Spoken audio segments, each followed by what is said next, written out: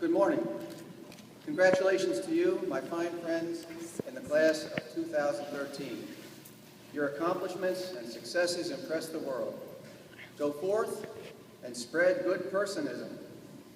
But before you go, I'd like to tell you a story. At 7:30 p.m., Friday evening, April 12th to be exact, my nephew Andy, who is 41 years old, called me sobbing. He said that his mom, my sister, had died. Out for dinner with her husband, she said she didn't feel well, and she fell to the floor of the restaurant. She was without a pulse for 22 minutes by the time the paramedics got her to Danbury Hospital. There, they put her on life support machines. They said she had had a pulmonary embolism. The next day, Saturday, the doctors lowered her body temperature and let things settle. On Sunday, specialists, including a cardiologist and a neurologist, did brain scans and other tests, and indeed there was no brain activity.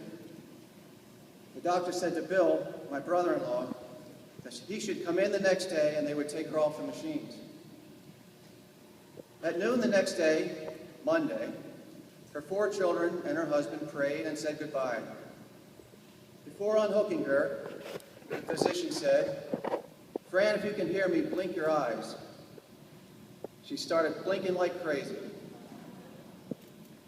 She didn't move or speak, but she responded by blinking when they spoke to her. They removed her from the machine, and she breathed on her own.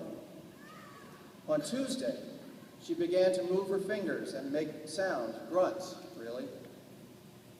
They inserted a feeding tube, and gradually she came back. She remained unconscious mostly, but when she was awake, she began to speak in short sentences. She improved. 10 days after she was pronounced dead, she used a walker to go to the bathroom. They removed the feeding tube, and she ate applesauce. Pretty soon, based, I presume, on the quality of hospital food, she asked to go home. After weeks of rehab, the docs agreed to her request. To be sure, Fran has slight memory loss. She can't remember anything at all about this situation, and occasional confusion, but she's pretty much back to normal. The neurologist said, "I am not a man of God, but you can call this a miracle." Several other doctors visited Fran and said, "We have no explanation for this recovery." Your reactions to this story range.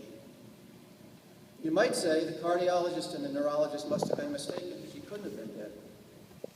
You might say, there's something perfluy about this story. He's not telling us the whole story. You might say, wow, a real live miracle. No matter what your reaction is, Fran lives, after being repeatedly declared deceased.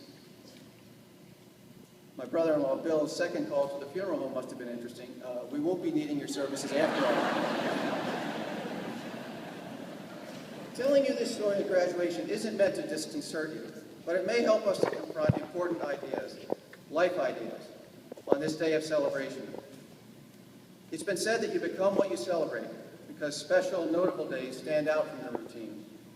Let's celebrate together by going a bit deeper, rather than just accepting Fran's experiences as unexplainable and or miraculous. If you doubt the idea of a miracle, or you doubt the expertise of the doctors, let's see what that doubt can do for you. Doubt, often part of learning, is certainly part of faith. Doubt can be good if it gets us to ask questions. Asking questions can be good if it leads us to the truth. Learning the truth, of course, sets us free. And that freedom, especially free will, allows us to explore and to grow, and, as it turns out, to intend to live a certain way. If a cataclysmic event happened in your life, and you got a second chance, what would you do with it? Would you kick back and relax through the days? Would you complacently sit back and accept what the world throws at you? There's a philosophical term called intentionality. Let's use the term to discuss your freshman year in college, and for that matter, years beyond. You may have heard of the term freshman 15. This refers to the weight that many freshmen gain in their first year. It's as if the world wants us to gain 15 pounds pounds in the 9 months from September to June after high school. Dessert bars in the dining halls, late night pizzas, alcohol. Is the world conspiring against you?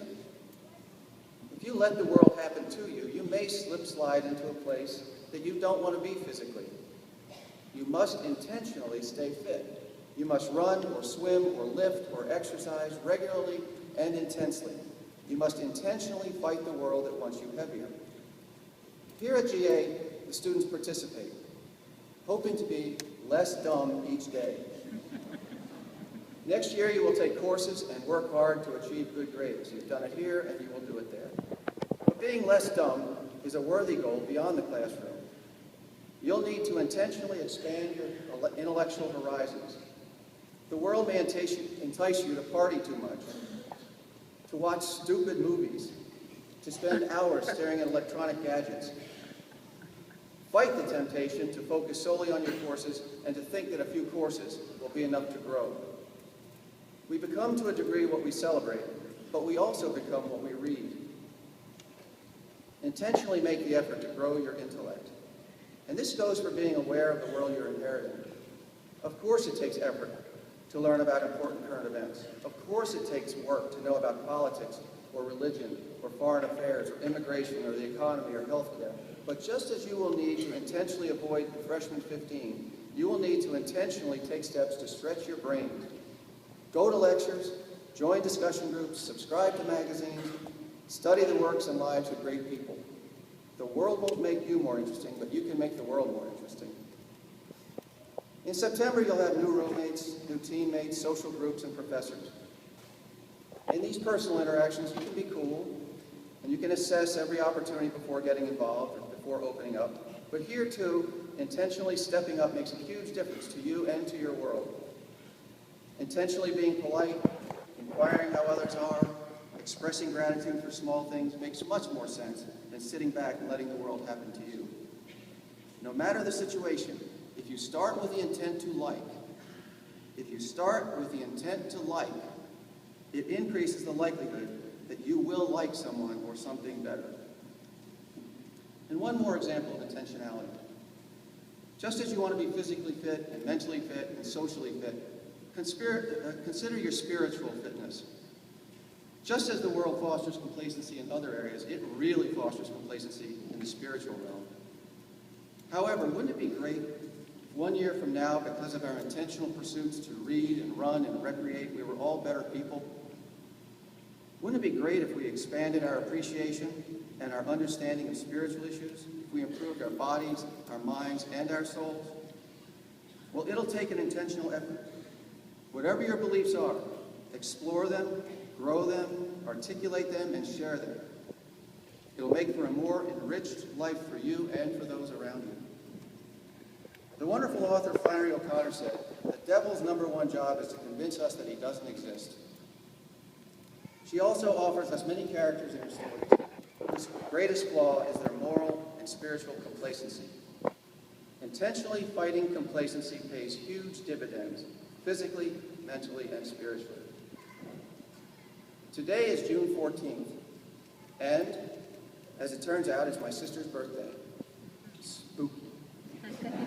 No, it really is. It's her birthday. She's been alive for 67 years, minus those 3 days in April. Today, her family celebrates in a way they've never celebrated before. My sister's experience got many people thinking about life and death, about second chances, about miracles and how mystery works in our lives, and about what we should be doing with the precious moments we have here on God's green earth.